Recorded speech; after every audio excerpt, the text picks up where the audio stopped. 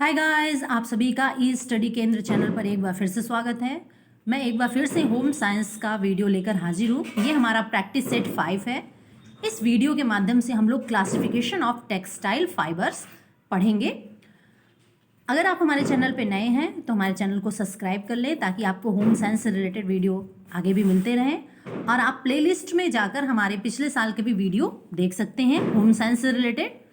तो हमारा जो टॉपिक है क्लासिफिकेशन ऑफ टेक्सटाइल फाइबर, जैसे कि रेशे, तंतु, ये क्या होते हैं? यह वस्त्र की मूल इकाई है। वस्त्रों की मूल इकाई क्या है? तंतु। जैसा कि आपको पता है कि जैसे जैसे मानव सभ्यता का विकास होता गया, हम लोगों ने वस्त्रों के जो तंतु है, तरह तरह के तंतुओं की खोज की। कुछ प्राकृतिक तंतु जिन्हें हम पेड़ पौधों से प्राप्त करते हैं, कुछ कीटों से भी हम लोगों ने रेशों को खोज निकाला। फिर जैसे जैसे सभ्यता का विकास होता गया, 20वीं सदी में वस्त्रोत्पादन कला में एवं रेशों के निर्माण में एक नई क्रांति आई। हम लोगों ने क्या किया? कुछ कृत्रिम रेशों का भी निर्माण शुरू कर दिया। और इस क्षेत्र में, जो रेशों के क्षेत्र में, अभी भी क्या है? अनुसंधान होता जा रहा है, यानी अभी भी नई नई खोज जारी है। आइए इस टॉपिक से रिलेटेड जो मैंने टेस्ट सीरीज बनाई है उसके प्रश्नों को देखते हैं। तो हमारा जो सबसे पहला प्रश्न है, ये प्रश्न है कि प्राकृतिक रेशों से क्या तात्पर्य है? तो जो प्रकृति से प्राप्त होते हैं, जो मानव द्वारा बनाए जाते हैं, जो दिखाई नहीं देते, या उपयुक्त सभी। तो यहाँ पे जो है हमारा ऑप्शन नंबर ए सही हो जाएगा। प्राकृतिक रेशों से तात्पर्य उन रेशों से है जो प्रकृति से प्राप्त होते हैं। ध्यान रखिएगा। नेक्स्ट प्रश्न है हमारा, वनस्पति तंतु के कितने प्रकार हैं? 2 प्रकार, 3 प्रकार, 4 प्रकार या 5 प्रकार? तो यहाँ पे जो है हमारा ऑप्शन नंबर बी सही हो जाएगा। जो वनस्पति तंतु होते हैं या 3 प्रकार के होते हैं। पहला होता है बीज वाले, दूसरा होता है तने वाले, और तीसरा जो है पत्ते वाले। नेक्स्ट प्रश्न है हमारा, प्रश्न है किस तंतु के पौधे में केवल एक ही तना होता है? तो यहाँ पे जो हमारा ऑप्शन हो जाएगा, ऑप्शन नंबर बी जूट, यह सही हो जाएगा। यह एक सीधा, लंबा, चिकना एवं चमकदार होता है। ध्यान दीजिए, तो कौन सा? जूट। इसकी विशेषता क्या है? मैंने बताया कि यह सीधा, लंबा, चिकना एवं चमकदार होता है। आपने ध्यान दिया होगा जूट का बोरा, हम लोगों ने आपने ध्यान दिया होगा जो जूट होता है उसके बोरे का प्रयोग हम लोग करते हैं। इसमें अनाजों, सब्जियों को रखने का काम किया जाता है। इससे बने वस्त्र, इससे क्या बनता है? वस्त्रों को नहीं, इससे बोरा बनता है, बोरा। ध्यान दीजिएगा। नेक्स्ट प्रश्न है, नीलेट के पौधे से प्राप्त फाइबर है सन, रेमी, पिन या सीसल? तो हमारा यहाँ पे ऑप्शन नंबर बी सही हो जाएगा। जो रेमी है यह नेलेट के पौधे से प्राप्त फाइबर है।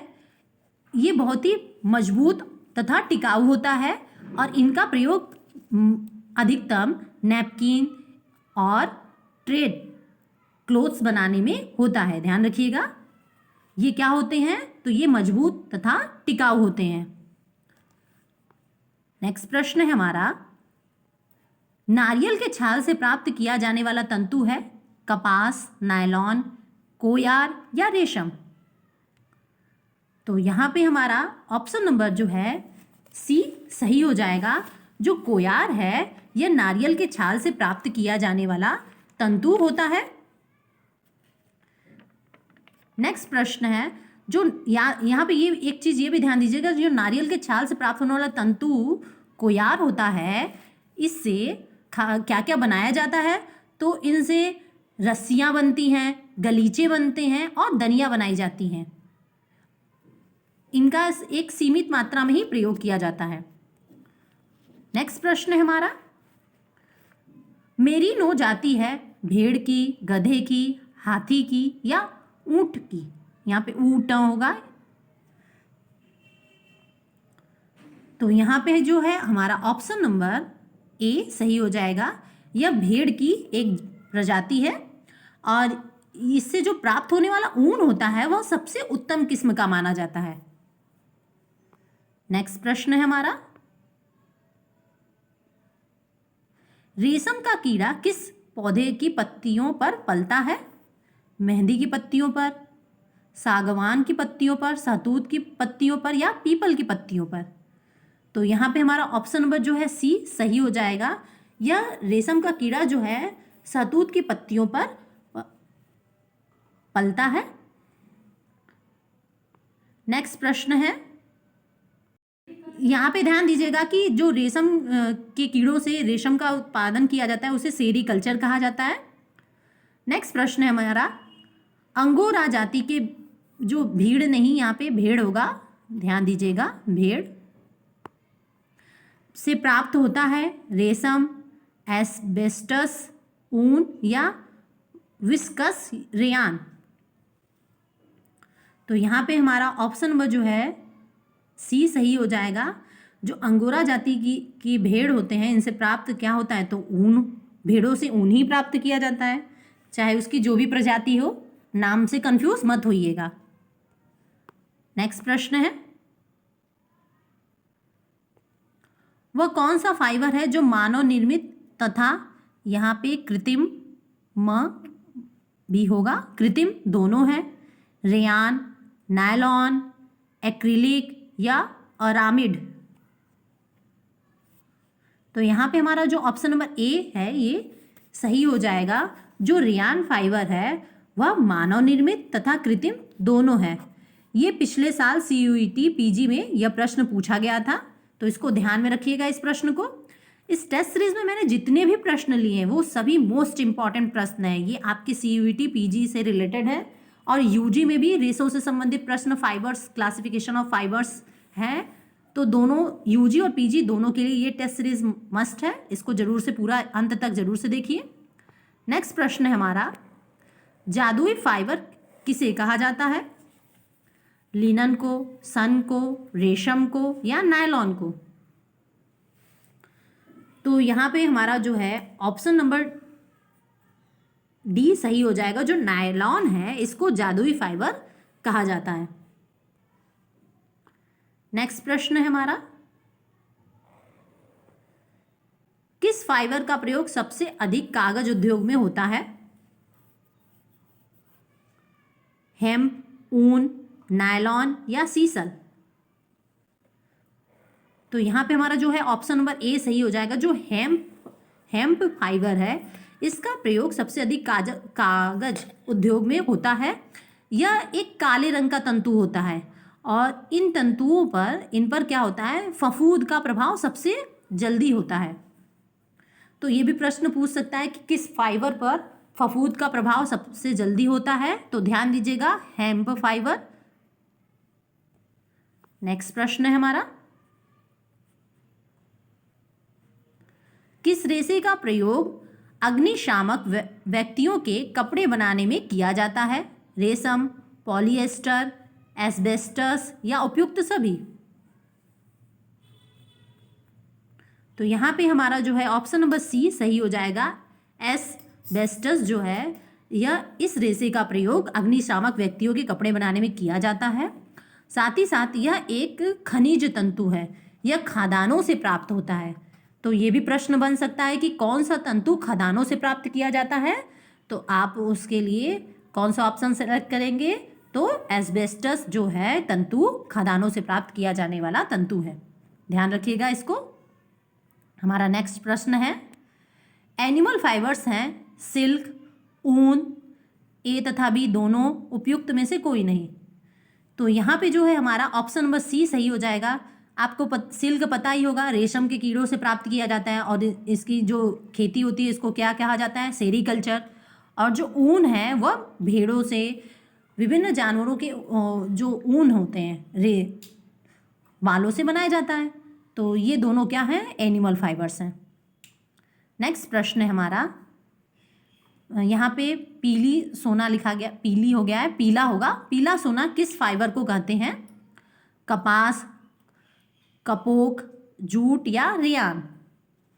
तो यहाँ पे हमारा जो है ऑप्शन नंबर सी सही हो जाएगा। जो जूट है इसको पीला सोना कहा जाता है। भारत में इसका उत्पादन बहुत अच्छे तरीके से किया जाता है और इनसे निर्मित जो बोरे होते हैं उनमें फलों, सब्जियों और विभिन्न खाद्यान्नों अनाजों को एक जगह से दूसरी जगह पहुंचाने में प्रयोग किया जाता है।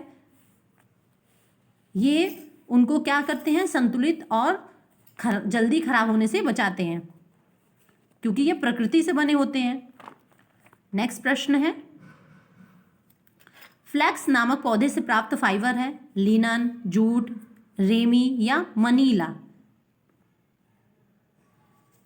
तो यहाँ पे हमारा ऑप्शन नंबर ए सही हो जाएगा। जो लिनन है ये फ्लैक्स नामक पौधे से प्राप्त फाइबर है। अगला प्रश्न है हमारा, पत्ते से प्राप्त रेशे हैं पिन, सीसल, ए तथा बी दोनों या सन। तो यहाँ पे हमारा ऑप्शन नंबर सी सही हो जाएगा। जो पिन है ये भी रेशे से प्राप्त, पत्ते से प्राप्त रेशे हैं, और सीसल भी पत्ते से प्राप्त होने वाले रेशे हैं। नेक्स्ट प्रश्न देखिए, बीज वाले फाइबर हैं कपोक, कपास, ए तथा बी दोनों या इनमें से कोई नहीं। तो यहाँ पे भी ऑप्शन नंबर हमारा सी सही हो जाएगा। जो कपोक है ये भी बीज से प्राप्त होने वाले फाइबर है, और जो कपास है ये भी बीज से प्राप्त होने वाले फाइबर है। ये जो कपोक होता है यह गीला होने पर जल्दी सूख जाता है, इसकी यह विशेषता है। इससे मुख्य रूप से चटाई बनाई जाती है, और कपास का आपको प्रयोग पता ही है। नेक्स्ट प्रश्न देखते हैं। प्रश्न है, अनानास की पत्तियों से प्राप्त फाइबर है पिन, कोयार, मनीला, सीसल।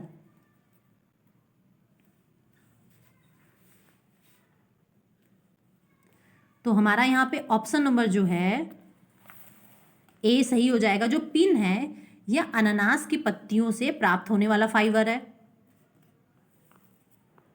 नेक्स्ट प्रश्न है, खदानों से तंतु के रूप में प्राप्त होता है viscose rayon, nitrocellulose rayon, asbestos या उपयुक्त सभी। तो यहाँ पे हमारा ऑप्शन नंबर सी सही हो जाएगा। जो एस्बेस्टस है यह खाद्यान्नों से प्राप्त होने वाला तंतु है। नेक्स्ट प्रश्न है हमारा, रेशों का राजा कहते हैं रेशम को, कपास को, जूट को या पिन को। तो यहाँ पे हमारा ऑप्शन नंबर बी सही हो जाएगा। रेशों का राजा कपास को कहते हैं, और रेशों की रानी सिल्क को कहते हैं। ये ध्यान दीजिए, ये भी प्रश्न पिछले साल पूछा गया था, तो आपको इस प्रश्न को भी ध्यान में रखना है कि रेशों का राजा कपास को कहा जाता है और रेशों की रानी जो है वह सिल्क को कहते हैं। तो वीडियो अच्छा लगे तो लाइक ज़रूर से करिए, अपने फ्रेंडों में शेयर करिए, और अगर आपने अभी तक हमारे चैनल को सब्सक्राइब नहीं किया तो सब्सक्राइब करें, ताकि हम मोटिवेट होते रहें और भी वीडियो बनाते रहें। Thank you everyone.